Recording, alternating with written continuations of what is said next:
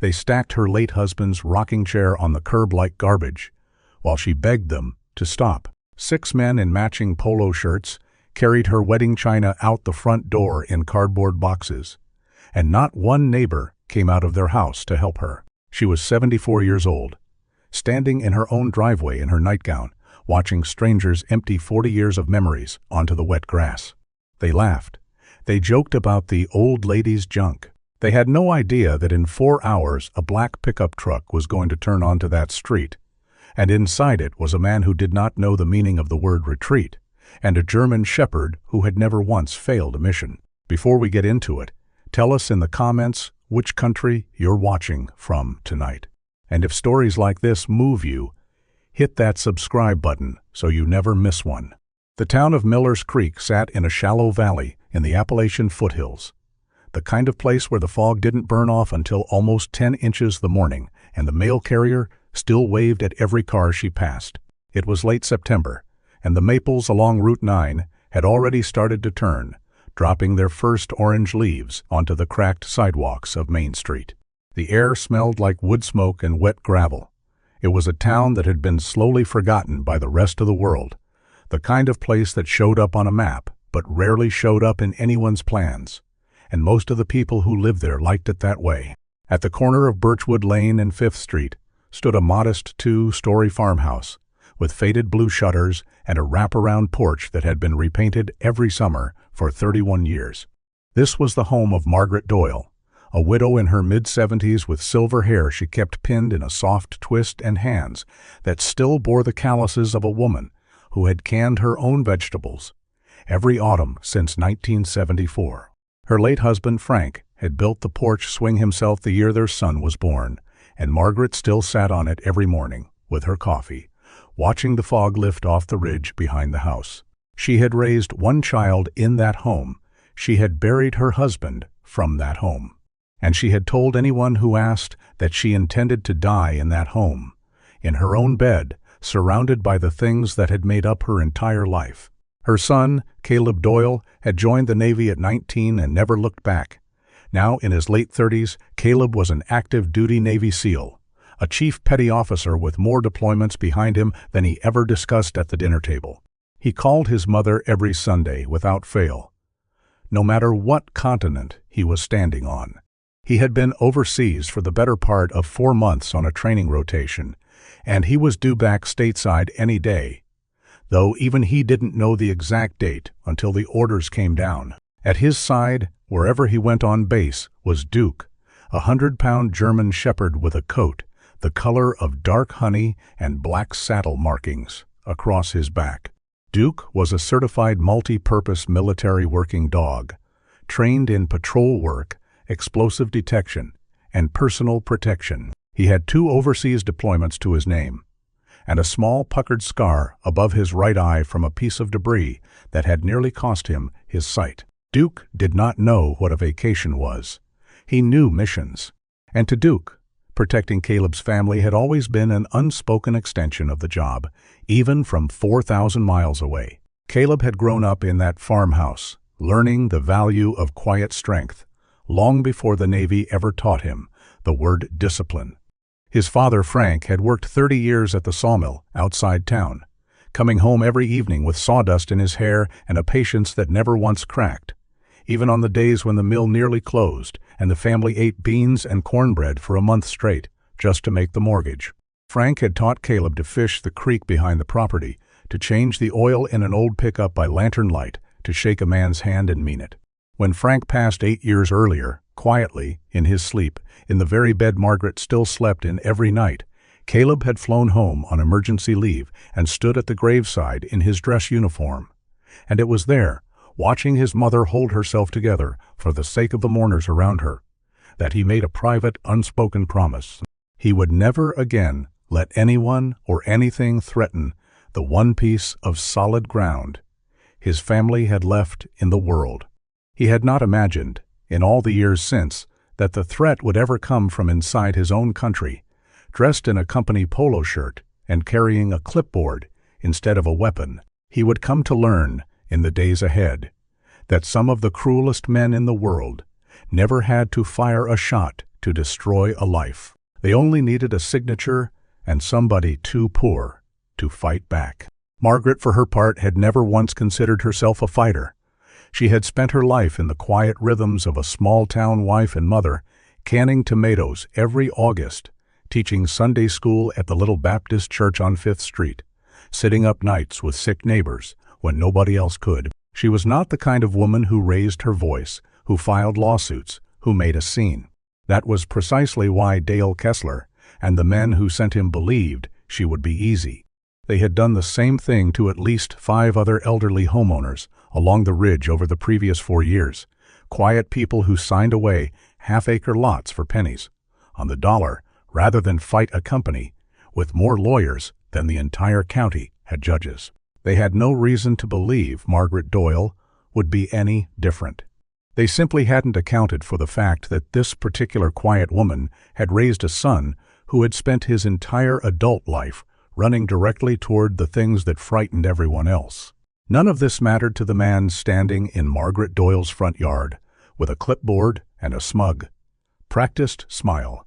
His name was Dale Kessler, and he called himself a relocation consultant, though everyone in Miller's Creek knew him simply as the man who worked for Wexford Development Group. Kessler was somewhere in his mid-40s, built like a man who had once played high school football and never quite let the memory go, with a receding hairline he compensated for by keeping the rest of his head shaved close. He wore pressed khakis and a company polo, even on the coldest mornings, and he had a habit of tapping his pen against his clipboard whenever he was about to say something he knew was cruel. Behind him stood 4 men in matching gray polos, part of a hired crew Wexford, brought in whenever a property needed to be, in Kessler's own words, cleared efficiently. Mrs. Doyle, Kessler said that morning, standing at the bottom of her porch steps with the autumn sun barely cresting the ridge behind him. I understand this is difficult, but the paperwork is the paperwork. The county approved the eminent domain filing 11 days ago. You were served notice. This lot is now the property of Wexford Development Group, pending the final transfer. Margaret stood on her own porch in a thin cotton robe, her arms wrapped tightly around herself against the morning chill. She had not been able to sleep the night before, not since the certified letter arrived taped to her front door instead of handed to her properly, informing her that the Miller's Creek Ridge Revitalization Project required her half-acre lot for a stormwater retention pond that would supposedly serve the luxury townhomes Wexford intended to build along the ridge. She had called a lawyer. She had called the county clerk's office. She had gotten nothing but transferred calls and vague apologies. And now, without so much as a court date, there were 6 strangers on her lawn. "This is my home," Margaret said, her voice trembling but clear. "My husband built that swing with his own 2 hands. I have 31 years of my life inside those walls. You cannot just walk in here and take it." Kessler tapped his pen against his clipboard, the sound sharp and unhurried. "I can, actually. That's the beauty of eminent domain, ma'am. The county doesn't need your permission.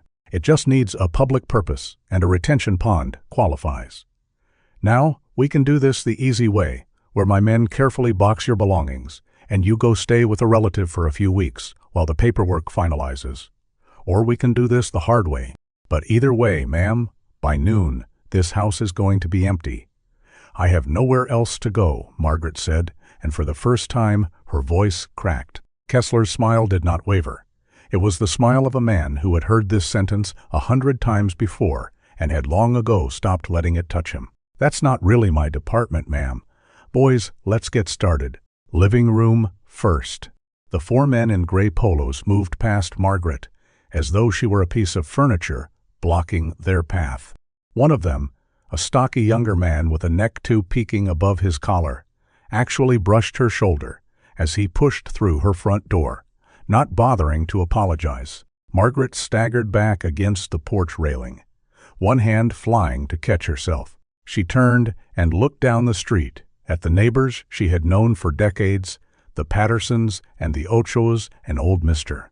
Reyes, who had lived across the road since before Margaret had even moved in, Curtains twitched in windows.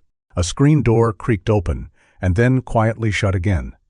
No one came outside. No one wanted to be the next name on Wexford's list. For the next 3 hours, Margaret Doyle stood in her own driveway and watched her life get carried past her in cardboard boxes. She watched them stack her husband's rocking chair on the wet curb, its polished oak arms already beating with morning dew. She watched them carry out the wedding china her mother had given her, wrapped hastily in newspaper, one plate slipping loose and shattering on the sidewalk, while the man carrying it simply shrugged and kept walking. She watched them yank framed photographs off the hallway wall, photographs of Frank in his army uniform, photographs of baby Caleb on that very porch swing, and toss them unceremoniously into a plastic tote alongside a box of kitchen sponges. She begged them to slow down. She begged them to be careful. She was met with indifference and twice with open laughter. Ladies got more junk than a thrift store, the neck tattoo man muttered to his coworker, not bothering to lower his voice, as he hauled out a box of Margaret's late husband's tools. Kessler stood near his SUV, sipping coffee from a paper cup, occasionally checking his phone, occasionally glancing at his watch as though the entire operation were nothing more than an inconvenient errand standing between him and lunch. He did not once look Margaret in the eye. To him, she was a line item, a parcel number, an obstacle that had, as of 11 days ago, been legally cleared.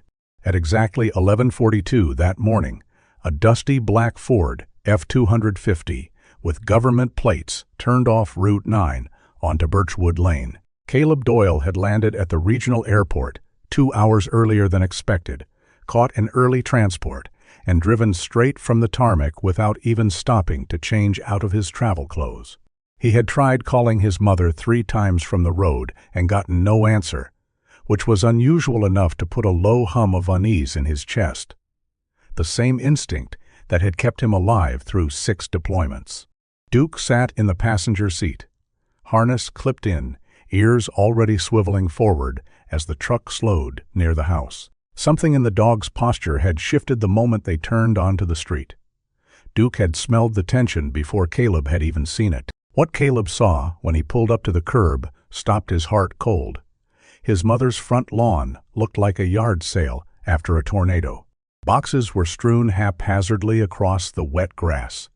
His father's rocking chair sat abandoned and half-soaked on the curb. And in the middle of it all stood his mother, 74 years old, still in her nightgown and robe, sobbing quietly while a man in a company polo checked his watch 6 feet away from her, utterly unbothered. Caleb was out of the truck before the engine had even finished shutting off. Duke was out a half-second behind him, moving low and controlled, his eyes sweeping the scene with the same clinical focus. His handlers did. "Mom?" Caleb's voice cracked across the yard, the SEAL discipline momentarily overwhelmed by the sight of his mother in pieces on her own front lawn. He crossed the grass in 6 long strides and put his arms around her, and Margaret collapsed into her son's chest like a woman finally allowed to stop holding herself up. "They're taking the house, Caleb," she whispered against his shoulder. "They're taking everything. I tried calling you. I tried calling everyone."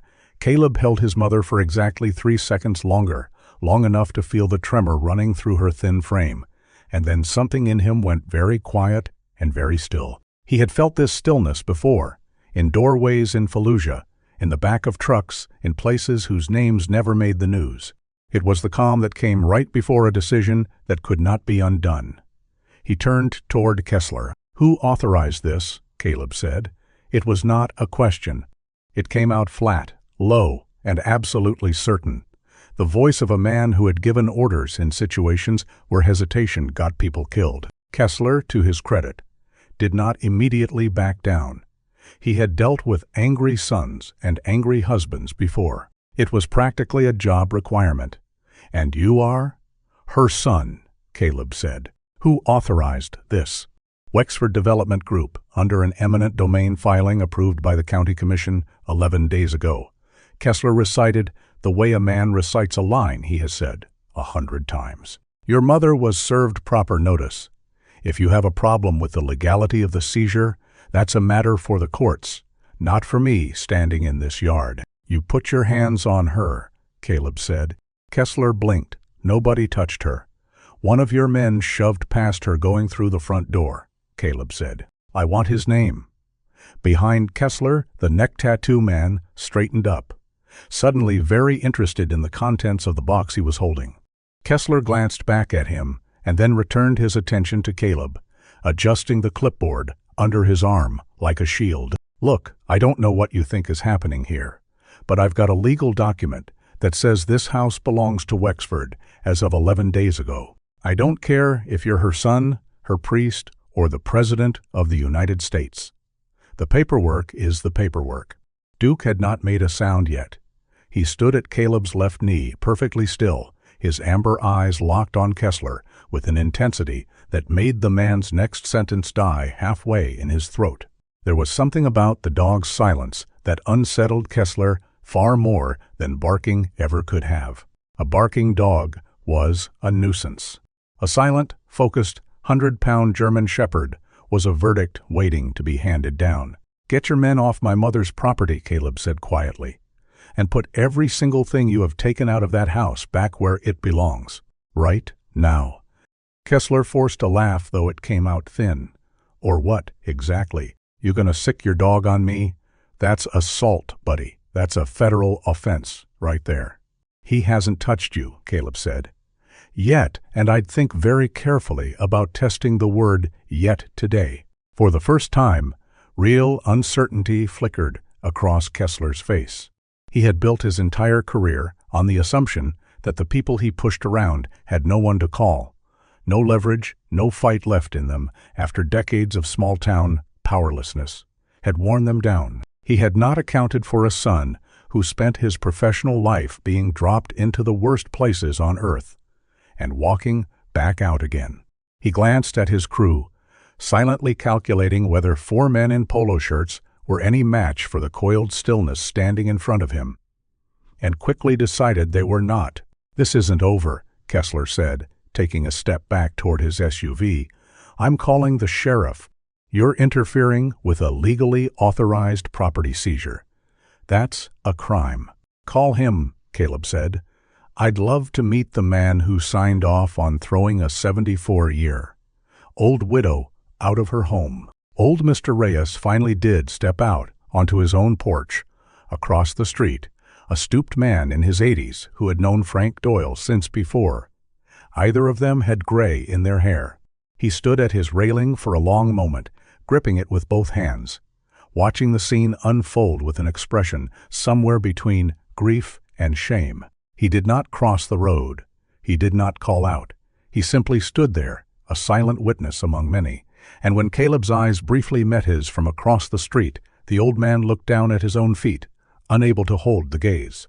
It was not cowardice exactly, not the way Kessler's crew were cruel.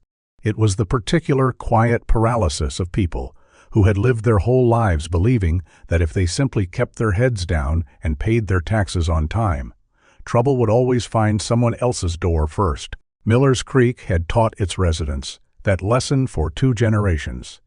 And on this particular morning, it was collecting on the debt. Somebody should call somebody. A woman's voice murmured from behind a screen door 2 houses down, though nobody could say afterward whether she meant the police, a lawyer, or simply anyone willing to make the trouble stop. Nobody moved to actually make the call. Fear has a way of convincing an entire street that the problem belongs to whoever it is currently happening to, and to no one else. Sheriff Cole Renner arrived 19 minutes later, lights flashing, radio crackling. He was a heavy-set man in his 50s, with a graying mustache and the unhurried gait of a man who had not had to run anywhere in a very long time. He parked his cruiser at an angle across the end of the driveway, as though blocking off a crime scene, and hitched up his belt as he approached. "Afternoon, folks," Renner said, in the folksy, disarming tone of a man used to smoothing over disputes with a joke and a handshake. "Dale here tells me we've got a little disagreement about a property transfer." "There is no disagreement," Caleb said. "There is a woman standing in her nightgown, on her own front lawn, watching 6 men steal her home. I want to know who signed off on this, and I want it undone. Renner's eyes flicked over Caleb, taking in the travel-worn fatigues, the government plates on the truck, the dog sitting motionless at his side. Something in his expression shifted, a flicker of calculation that vanished as quickly as it appeared. Now, I understand emotions are running high, son, but the county's eminent domain filing is a legal document. I can't just undo a legal document because you're upset. My mother received a certified letter 11 days ago, Caleb said. There was no hearing. There was no court date. There was no opportunity to contest it. That's not eminent domain, Sheriff. That's theft with a permit slip. The proper channels were followed, Renner said, though something in his voice had gone slightly less certain. You want to contest it. You file with the county. Today, though, the transfer stands, and I can't have you obstructing a lawful process. You're telling me, Caleb said slowly, that it is lawful for a private development company to send 6 strangers into a widow's house, throw her belongings on a wet lawn, and shove her out of the way while doing it. And there is not a single officer of the law in this town willing to stop it. The word shove landed hard in the quiet yard. Margaret, still standing beside her son, looked up sharply. That's true, Sheriff. One of them pushed right past me, going through my own front door. Nearly knocked me down the steps. Renner's mustache twitched. He glanced at Kessler, who suddenly found something fascinating about the toe of his own shoe. Is that true, Dale? It was an accident, Kessler said quickly. She was standing in the doorway. Nobody meant any harm. Caleb watched the exchange with the flat, patient attention of a man cataloging every lie for later use. He had spent a career learning to read people under pressure, and what he saw in front of him was not confusion. It was coordination. The sheriff wasn't investigating anything. He was managing a story. I want your name and badge number, Caleb said to Renner, and I want the name of the county commissioner who approved this filing. Today, now you listen here, Renner said, his folksy tone finally slipping to reveal something harder underneath. I don't know who you think you are, marching in here giving orders, but this is my town, and I say what's what. You want to file a complaint, you do it through proper channels, like everybody else. I am a chief petty officer in the United States Navy, Caleb said, each word landing with deliberate, quiet weight. I have spent the last 13 years of my life protecting the rights of people I have never met in countries most Americans couldn't find on a map. I am not about to stand here and watch those same rights get stripped from my own mother in her own driveway, because a developer wants a retention pond and a sheriff wants to keep his job. So no, Sheriff, I am not filing a complaint through proper channels today. Today, you are going to make a phone call, and you are going to find out exactly who authorized this, or I am going to make a phone call of my own, and you will not enjoy who answers. For a long moment, nobody in the yard moved. Even Kessler's crew had stopped working, boxes frozen halfway between the house and the growing pile on the lawn, watching the standoff with the same wide-eyed stillness as the neighbors peering through their curtains. Renner's hand drifted almost unconsciously toward his radio. Son, I'm going to need you to step back and let my department handle this the right way. The right way, Caleb repeated, would have been a hearing, a notice period longer than 11 days, a single phone call to my mother's attorney before 6 strangers started dismantling her life. None of that happened, and both of us know why. Duke shifted his weight, a low, barely audible sound rumbling somewhere deep in his chest, not quite a growl, more a warning tremor that every person in that yard felt in their spine, whether they consciously registered it or not. Renner's hand paused over his radio. He looked at the dog, then at Caleb, then back at the dog, and something in his calculation visibly changed.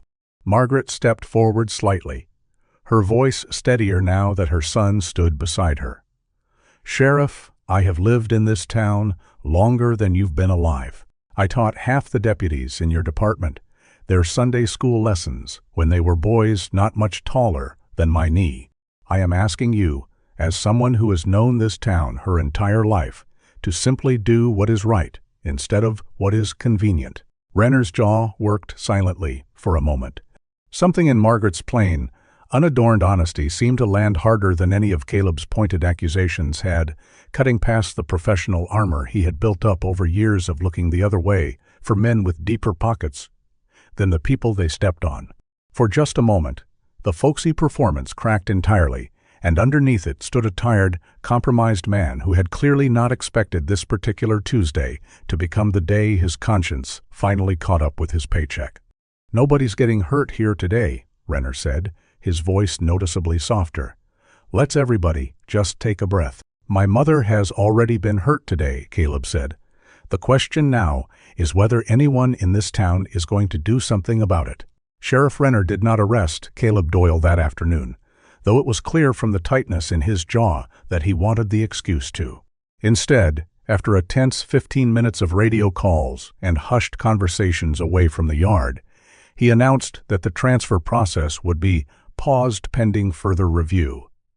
A phrase so carefully hollow that Caleb recognized it immediately for what it was, not a victory, but a stall. Kessler's crew loaded what remained of Margaret's unboxed belongings back into the house, with visibly less enthusiasm than they had shown carrying them out, muttering under their breath the whole time. Kessler himself left without another word, climbing into his SUV and pulling away with his jaw set, already dialing someone on his phone, before he'd even reached the end of the street. Caleb spent the rest of that afternoon carrying boxes back inside, setting the shattered wedding china gently aside, rehanging photographs with hands that had disarmed explosives without so much as a tremor, but now shook slightly as he straightened a picture of his father in uniform. Duke moved through the house at his own quiet pace, sniffing every corner, every window, every door, the way he might clear a compound overseas before finally settling on the porch, chin resting on his paws, eyes tracking the street beyond the yard. That night, after Margaret had finally fallen into an exhausted sleep in her own bed, Caleb sat on the porch swing his father had built, Duke's head heavy against his knee, and looked out at the dark ridge behind the house. He had won the afternoon. He had not won the war. Men like Kessler did not simply walk away from a half-acre lot, standing between them and a multi-million-dollar development. Somewhere in this town, a phone was ringing, and somewhere on the other end of that call was the person who had actually ordered this, the person whose name had never once appeared on any of the paperwork shoved under his mother's door. Caleb intended to find out exactly who that was. He didn't have to wait long. The very next morning, a teenage boy from 2 houses down, a lanky 16-year-old named Tyler Ochoa, who mowed half the lawns on Birchwood Lane, knocked hesitantly on Margaret's door, holding his phone out in front of him, like it might bite. "Mrs. Doyle," Tyler said, glancing nervously at Duke, who sat calmly beside Caleb in the doorway. "I filmed the whole thing yesterday. From my window. I didn't know if you'd want it or if it would even help, but I thought somebody should have it, just in case." Caleb took the phone and watched 11 minutes of footage that turned his stomach cold all over again.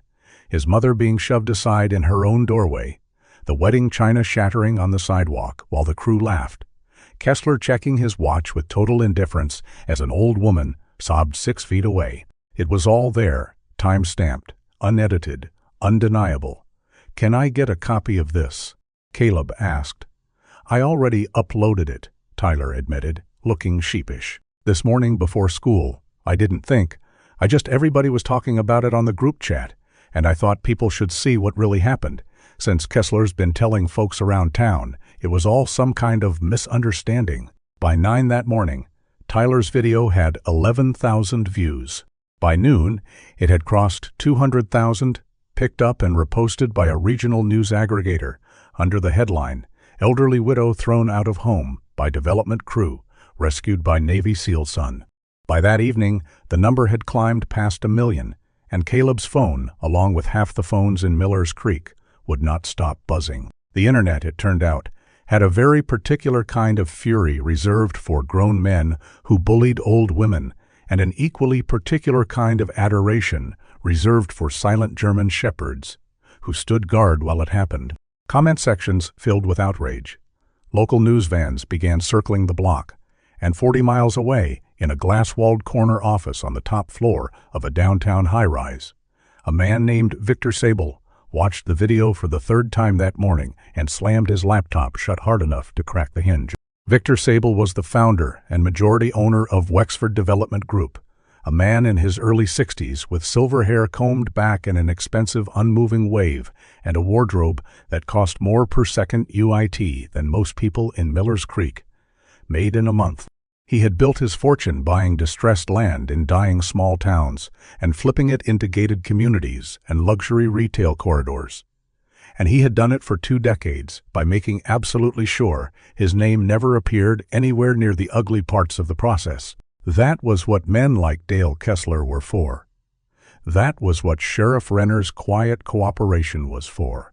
Sable's fingerprints were supposed to be nowhere on Birchwood Lane. Now his company's name was trending on 3 different social media platforms, sitting directly beside the words elder abuses and corruption. He picked up his phone and called the one man in Miller's Creek who owed him more favors than anyone else in the county. Commissioner Harlan Voss answered on the second ring, his voice already carrying the strained cheer of a man who knew exactly why his phone was ringing before he even looked at the screen. Voss was the county commissioner who had personally shepherded the eminent domain filing through committee in record time. A wiry, silver-templed man in his late 50s who had represented Miller's Creek for almost 20 years and had grown very comfortable with the steady stream of campaign contributions that flowed from Wexford's accounts every election cycle. "Victor," Voss said, forcing a laugh that didn't quite land, "I take it you've seen the video." "I've seen the video, Harlan, and so has half the country," Sable snapped. This was supposed to be a quiet lot acquisition.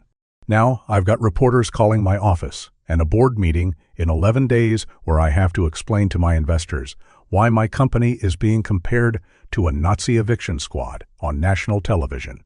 "The situation is being handled," Voss said. "Sheriff Renner has paused the transfer pending review. It's just a stall, Victor. A temporary optics thing, until the news cycle moves on. In a week, nobody will remember any of this. There is a Navy SEAL involved, Harlan. Do you understand what that means? These are not people who simply move on. And this dog of his, this German Shepherd, it's practically a mascot now. There is a fan page for the dog. A fan page, Harlan." Voss exhaled shackily. "I'll talk to Cole. We'll figure something out. Worst case, we let the old lady keep her half-acre and just redraw the retention pond boundary. It's not like we can't route around one lot. It's not about the lot anymore," Sable said, his voice going flat and cold in the particular way it did whenever he had stopped negotiating and started calculating. "It's about the precedent. If one widow with a war hero son can stop a project with a viral video, every homeowner from here to the coast is going to think they can do the same thing. I need this to disappear quietly, Harlan, and I need it to disappear before that board meeting. What exactly are you asking me to do?" "I'm asking you to make sure nobody in this county remembers the name Doyle by the end of the month," Sable said, and hung up before Voss could respond. Victor Sable had not built Wexford Development Group by accident, and he had certainly not built it by being careless. Over the past 19 years, his company had quietly acquired more than 4,000 acres across 6 different counties in 3 different states, always following the same pattern: identify a struggling small town with cheap land and a compliant local government, offer just enough campaign money to the right commissioners to grease the zoning process, and use eminent domain filings, code enforcement complaints, and the occasional relocation consultant to clear out the stubborn holdouts who wouldn't sell voluntarily. It had worked every single time, in every single town, because the people being pushed out rarely had the resources to fight back, and the people doing the pushing rarely had names anyone bothered to remember. Sable kept a framed map of his acquisitions on the wall of his office, red pins marking every successful project, and until 11 days ago, he had genuinely believed the pin waiting to go into Miller's Creek was a formality. Nothing more than a matter of paperwork and patience. He called an emergency meeting of his executive team, That same afternoon, gathering 4 vice presidents and his chief legal counsel around the long glass conference table on the top floor, the city skyline glittering behind them through floor-to-ceiling windows. His legal counsel, a nervous man named Preston Wilkes, who had built an entire career advising Sable exactly how close to the legal line his company could walk without ever quite stepping over it, cleared his throat uncomfortably before speaking. "Victor, I want to be very direct with you," Wilkes said, sliding a folder across the table. "If even a fraction of what's circulating online is substantiated, we are looking at exposure well beyond the Doyle property. 6 other families on that ridge signed comparable agreements over the last 4 years. If investigators start pulling that thread, and given the attention this case is getting, I have to assume they will. This could unravel a great deal more than one retention pond." "Then make sure it doesn't unravel," Sable said flatly, not looking up from his phone, where the view count on Tyler Ochoa's video continued climbing with every refresh. "With respect, sir, that's not entirely within my control anymore," Wilkes said. "The moment a federal agency gets involved, and a viral video with a Navy SEAL in it tends to attract federal attention rather quickly. Our options narrow considerably. My recommendation, and I say this as your attorney and not as anyone eager to deliver bad news, is that we get ahead of this. Quietly withdraw the filing, issue a statement expressing regret over a, quote, miscommunication with the relocation contractor, and pray the story dies before anyone starts asking about the other 5 parcels." Sable finally looked up, his expression cold. "I did not build this company by praying, Preston. I built it by making problems disappear before they became expensive. Find out who's talking to the press, find out who's talking to the sheriff, and find out quietly exactly how much it would cost to make this entire Doyle situation go away permanently." Nobody in that room said the word out loud, but everyone at the table understood precisely what kind of permanence Victor Sable was suggesting, and it was that unspoken understanding, more than anything printed in any filing, that would eventually form the backbone of the conspiracy charges federal prosecutors filed against him. What neither man knew was that the call had been placed from Voss's office landline, and that his assistant of 6 years, a quiet, meticulous woman named Renata Powell, had a long-standing habit of keeping detailed notes on every call that came through that line, ever since she'd first noticed 3 years earlier that certain phone numbers seemed to correlate suspiciously well with certain zoning decisions. Renata had never done anything with those notes. She had told herself for 3 years that it wasn't her business, that a single mother of 2 couldn't afford to lose a stable county job over other people's corruption. But something about watching an old woman's wedding china shatter on a sidewalk while grown men laughed had cracked something loose in her that she hadn't expected. 2 days after the video went viral, the harassment began in earnest, and it did not come from Wexford's crew this time. It came dressed as coincidence. Margaret's water service was mysteriously flagged for a billing discrepancy and shut off for 6 hours before being hastily restored. Once a local news crew showed up asking questions. Her mailbox was found knocked off its post one morning, the metal bent as though struck deliberately by something heavier than a passing car. A county code enforcement officer showed up unannounced to inspect her porch, citing an anonymous complaint about structural instability. Though the porch, built by Frank Doyle's own steady hands 3 decades earlier, had never had so much as a loose board. And on the 3rd night, someone slashed both rear tires on Caleb's truck while it sat parked in the driveway, though whoever had done it apparently hadn't counted on a German shepherd, sleeping just inside the front door, with his ears tuned to every sound within 50 yards. Duke had woken Caleb at 2:14 inches the morning with a single sharp bark, the kind reserved only for genuine alerts, not the idle noises of raccoons or passing cars. By the time Caleb reached the window, whoever had been crouched beside the truck was already sprinting down the street and disappearing into the tree line at the end of the block, moving with the practiced speed of someone who had done this kind of work before. There was more in the days that followed, and each incident on its own might have been dismissed as small-town bad luck, the kind of thing any homeowner might chalk up to an unlucky week. Together, they formed a pattern that Caleb recognized immediately from a career spent studying exactly how organized pressure was applied to isolated targets. A routine property tax reassessment arrived in the mail, valuing Margaret's half-acre at nearly triple its actual worth, generating a tax bill that would have been crushing for a woman living on a fixed pension.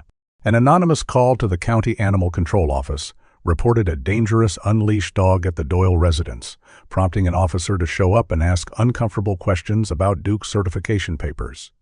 Papers Caleb happened to keep in a folder in his truck precisely because he had learned, over the years, never to travel without proof of exactly who and what his partner was. A local contractor who had agreed, out of simple neighborly kindness, to help Caleb replace the slashed tires suddenly called to cancel, mumbling an excuse about a scheduling conflict that didn't quite meet his eyes when Caleb pressed him on it at the hardware store 2 days later.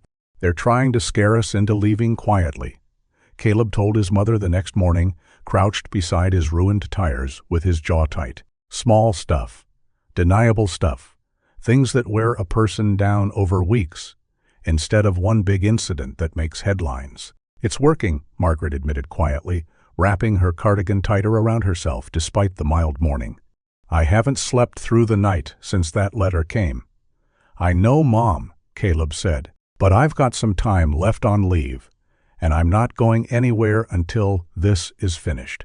That same afternoon, Caleb drove into town to file a formal report about the slashed tires.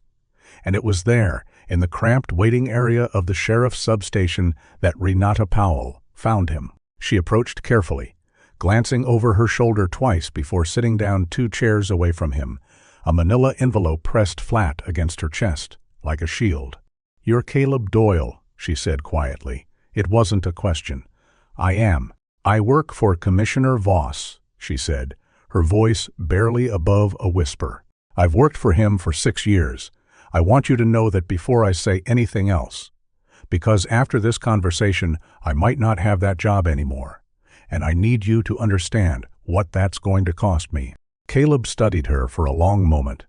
The careful stillness in her posture, the way her eyes kept flicking toward the substation door, as though expecting someone to walk through it at any second. He recognized the look. He had seen it on the faces of informants in a dozen different countries, people caught between fear and conscience, trying to decide which one they could live with afterward. "I'm listening," he said quietly. Renata slid the manila envelope across the 2 empty chairs between them. "There are phone logs in there. Call times, durations, notes. I've kept for 3 years because something about the pattern never sat right with me. Calls between Victor Sable and Commissioner Voss, timed within days of major zoning approvals. There is also a voicemail Voss forgot he'd left on the office system from 2 days ago, talking about making sure, quote, nobody remembers the name Doyle by the end of the month. I printed the transcript.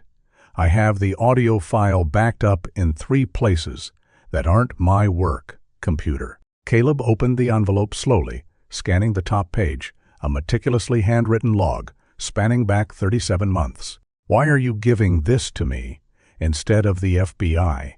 "Because I don't trust the local field office not to just call Sheriff Renner and ask him to look into it," Renata said. "Because I watched a video of an old woman's china breaking on a sidewalk while grown men laughed, and I realized I had spent 3 years telling myself it wasn't my business to stop this.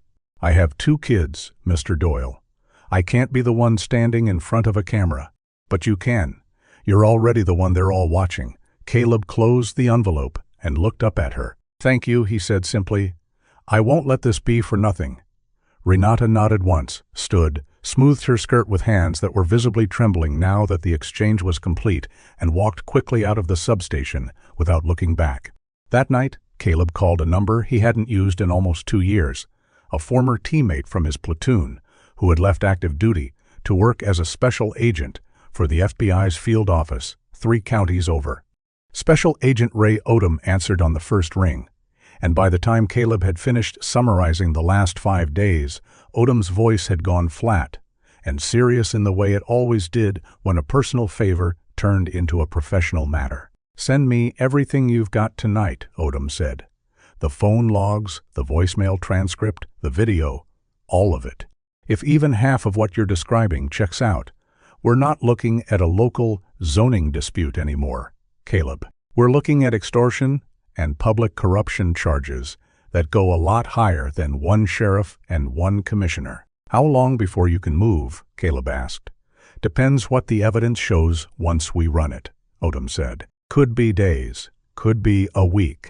In the meantime, keep your mother safe, keep that dog close, and do not, under any circumstances, let Sable's people know you're talking to us. The second they suspect federal attention, they'll either destroy evidence or accelerate whatever they're planning to do to get that lot cleared before anyone can stop them." Caleb didn't sleep much that week. He spent his days rebuilding what damage he could around the property, replacing the mailbox, reinforcing the porch steps that the code inspector had lied about, and installing a set of motion-activated cameras along the driveway and tree line that Duke seemed to supervise with the same intensity he brought to every task, trotting the perimeter each evening, as though conducting his own independent inspection. He spent his nights sitting on the porch swing with Duke's head resting against his boot, watching headlights pass on Route 9, waiting for whatever the next move would be. It came 7 nights later, and it came in a form nobody expected. At 11:50 p.m., Duke's head shot up from where he'd been dozing against Caleb's leg, ears rotating toward the tree line at the edge of the property. A low, steady growl built in his chest, different from his usual alert bark, quieter, more focused. The sound Caleb had learned overseas meant multiple targets, not one. Caleb was on his feet instantly, moving into the shadow of the porch, his hand finding the small tactical flashlight he now kept clipped to his belt at all times. "Watch," Caleb whispered, and Duke dropped low, moving silently off the porch steps and into the darkness along the fence line, a shadow within shadows.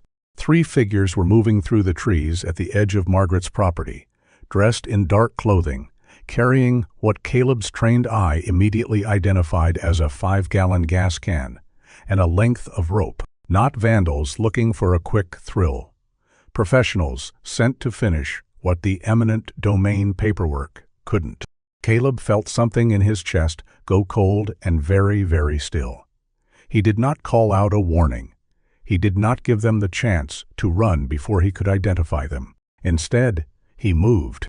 Caleb had spent 13 years training for exactly this kind of moment, the split second where hesitation costs everything and instinct has to carry the weight that conscious thought cannot move fast enough to manage. He did not think about the legal consequences of confronting 3 armed men on his mother's property in the middle of the night. He did not think about anything at all beyond the geometry of the scene in front of him. 3 targets, 1 exit route through the tree line, a 100-pound partner already moving into position on his flank. Every hour of training in every dark compound he had ever cleared collapsed down into this single ordinary suburban yard, and his body responded exactly the way 13 years of discipline had built it to respond. Caleb crossed the dark yard in a low crouch, closing the distance before the intruders had even registered movement behind them.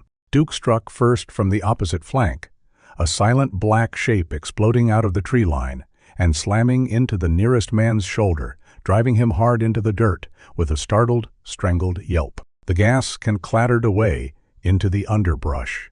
Caleb reached the second man half a second later, catching his wrist mid-swing as the man spun with a length of pipe, twisting the arm behind his back with a controlled, economical motion that dropped the man to his knees with a sharp cry of pain.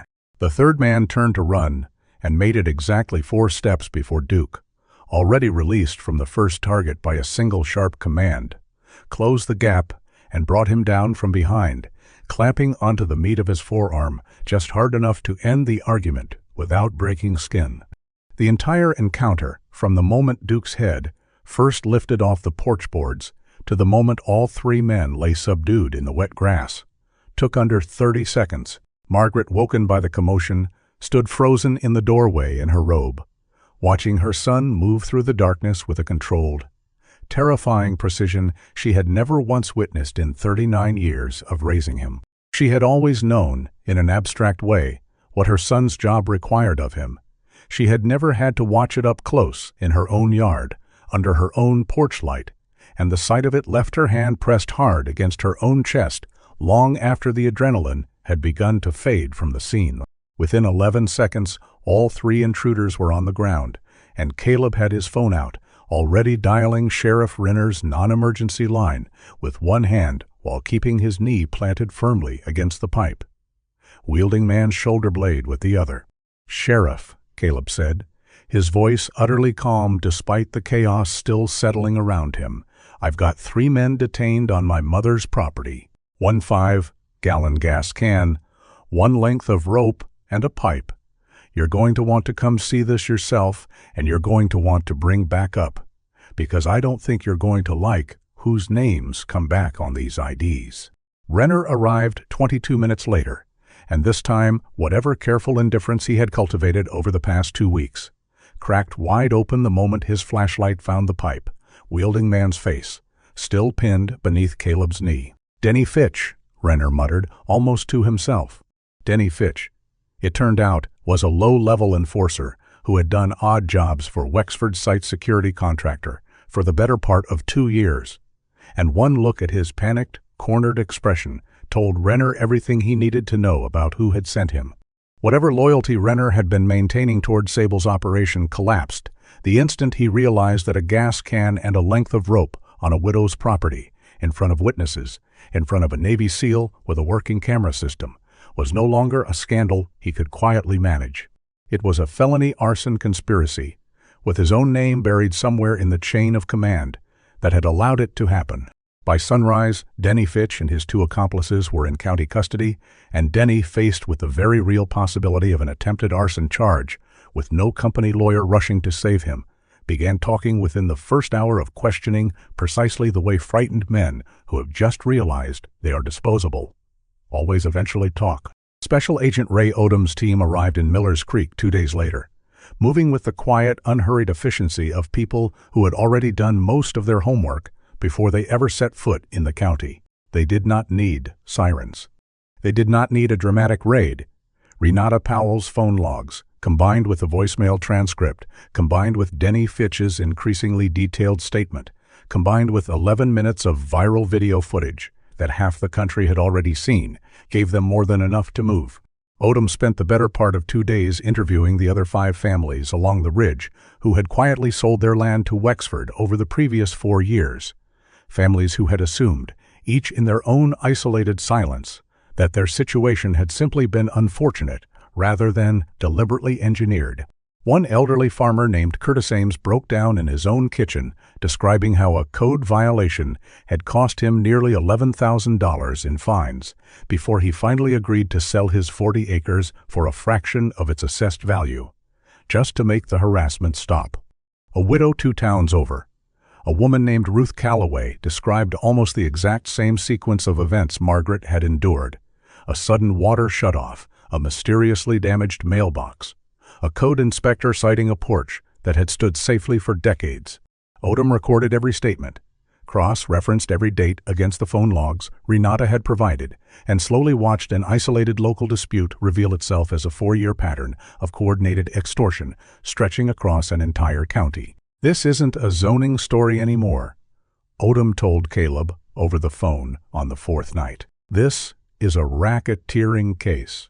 We're talking about a documented pattern of using government authority, code enforcement, tax assessments, law enforcement pressure, all of it weaponized on behalf of a private company to force vulnerable homeowners off land the company wanted at a discount. Your mother isn't the first person this happened to, Caleb. She's just the first person who had someone capable of stopping it before it finished."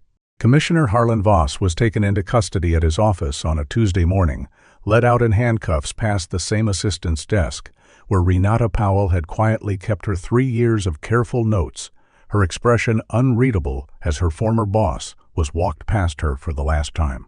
Sheriff Cole Renner was placed on administrative leave that same afternoon, pending an internal investigation into obstruction of justice charges related to the attempted intimidation campaign against the Doyle family, a phrase that would follow him for the rest of his career, regardless of how the eventual trial concluded. And Victor Sable, who had spent 2 decades believing his name would never once appear on any paper trail leading back to the ugly parts of his business, found federal agents waiting for him at his own front door before he had even finished his morning coffee, holding a warrant with his name typed clearly at the top, in charges ranging from extortion to conspiracy to commit arson. The story exploded across national news within hours. The same outlets that had run the original viral video now running follow-up coverage under headlines like "Corrupt Development Scheme Unravels After Navy SEAL Refuses to Back Down" and "Widow's Home Saved, Corruption Ring Exposed." Margaret Doyle, who had spent 2 weeks bracing for the worst, found herself instead fielding calls from reporters, from strangers across the country who had watched her story and wanted to send support, and even from the county attorney's office, calling to formally and permanently withdraw the eminent domain filing against her property. Dale Kessler, it turned out, had already fled the state the moment federal involvement became public, though it would take investigators only another 9 days to locate him at a relative's house, 2 states away. His career and his freedom both effectively finished the moment Denny Fitch's statement placed him at the center of the intimidation campaign. 3 weeks after that first terrible morning, Millers Creek held a town meeting in the same community hall, where zoning decisions had quietly been rubber stamped for years. This time, the hall was packed to standing room only, filled with residents who had spent years watching Wexford quietly buy up half the ridge without ever quite understanding how it kept happening so easily. An interim commissioner appointed by the state laid out a full accounting of the corruption scheme, the falsified filings, the pattern of harassment used against at least 6 other homeowners over the previous 4 years who had simply been too afraid or too worn down to fight back the way Margaret's family had. Near the end of the meeting, a man walked slowly to the microphone reserved for public comment. It was Denny Fitch, out on bail, his face gaunt and his hands visibly shaking as he unfolded a piece of paper he had clearly written and rewritten several times. "I don't have any excuse for what I almost did," Denny said, his voice cracking. "I was going to burn down an old woman's house because a man in a suit told me it would make my problems go away. I've cooperated with everything the investigators have asked, and I know that doesn't undo anything. But I wanted to say it to her face, if she'll let me." He looked out into the crowd, found Margaret sitting in the second row with Caleb's hand resting protectively over hers, and Duke lying calmly at their feet. "Mrs. Doyle, I am so sorry.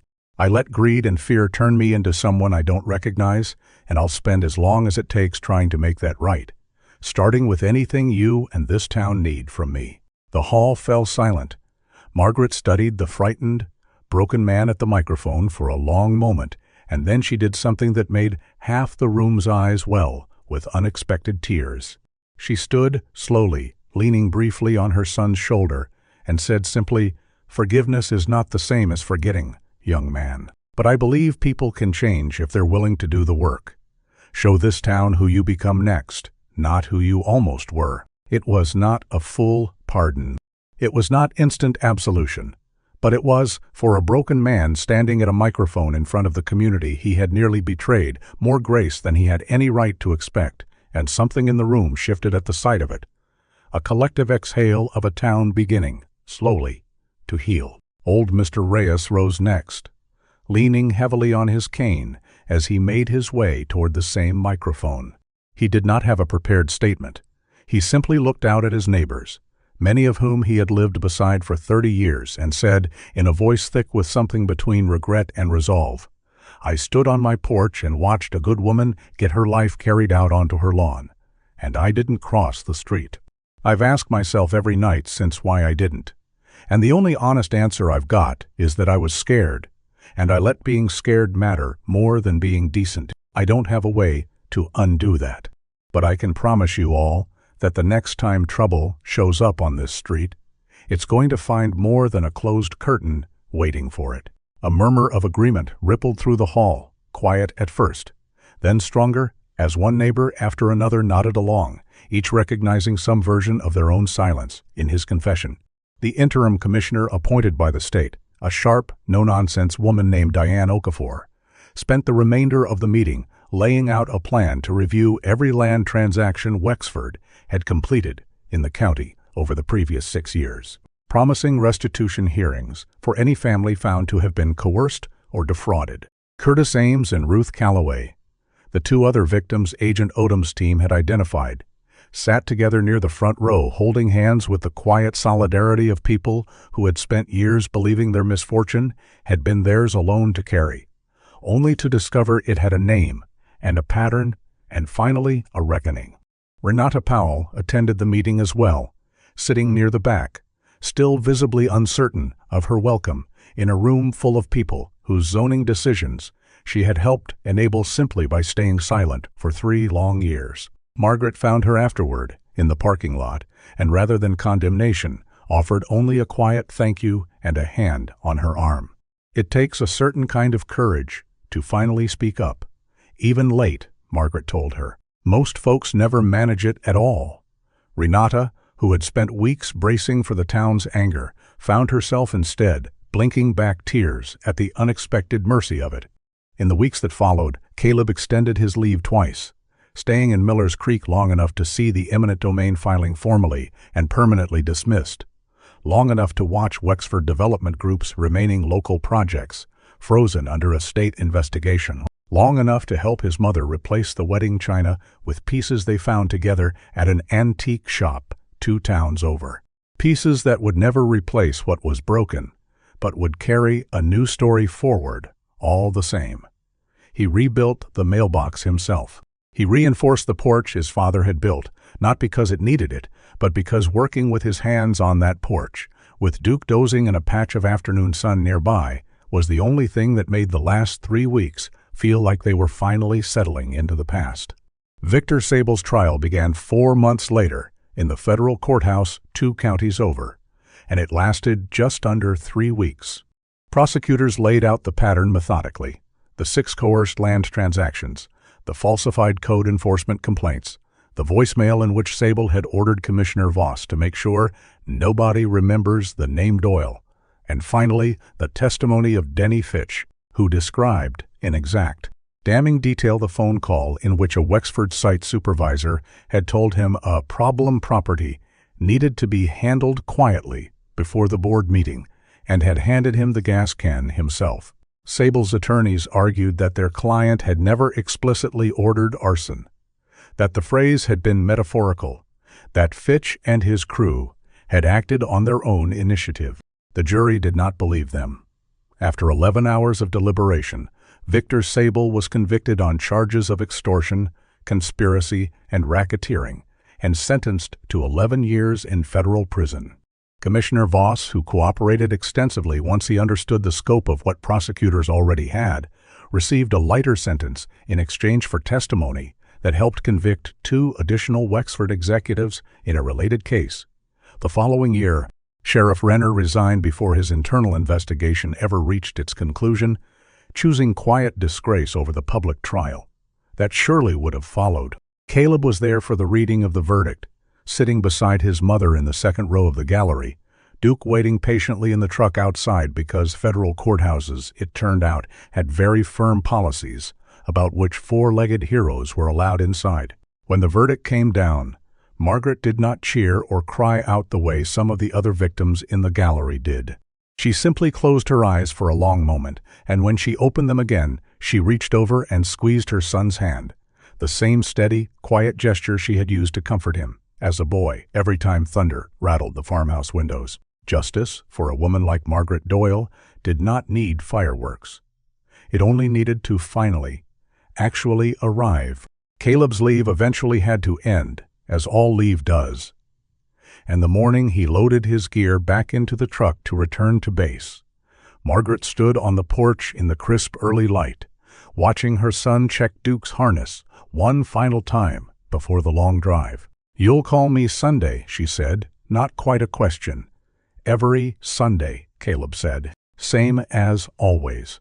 He hugged her tightly, feeling, for just a moment, 13 years old again, instead of a chief petty officer, with more medals than he ever let his mother count. The porch is solid now, Mom. The mailbox is solid. The tires are new. Nobody's coming for this house again.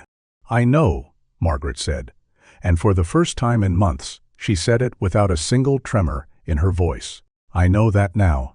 Duke gave her one last nudge of his head against her palm before climbing into the truck, and Margaret stood on that porch and watched the black Ford disappear down Birchwood Lane, past the mailbox that had been rebuilt, past the tree line where 3 frightened men had once crouched in the dark, with a gas can and a length of rope, past the quiet, ordinary houses of neighbors who had learned the hard way exactly what their silence had almost cost. Margaret Doyle still sits on that porch swing every morning with her coffee, watching the fog lift off the ridge behind the house. Some mornings, if you drive down Birchwood Lane early enough, you can still see her there, a quiet, resilient woman who refused to be moved off the land. Her husband built with his own hands, saved not by luck, not by wealth, not by connections, but by a son who came home exactly when she needed him most, and a dog who had never once, in his entire life, learned how to give up.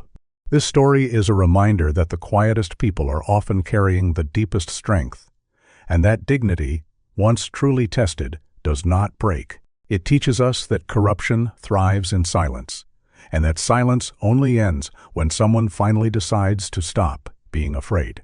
Margaret Doyle did not have money or political power.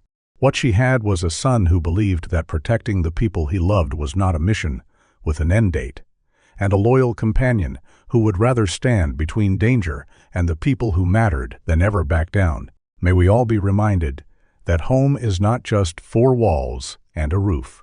It is the people willing to fight for it when everyone else looks away.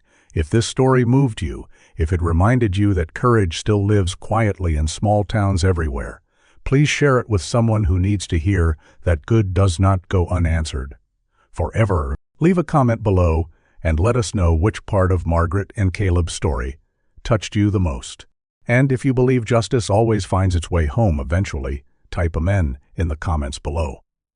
Thank you for spending this time with us, and don't forget to subscribe so you never miss the next story of quiet courage overcoming impossible odds. Before you go, one last question.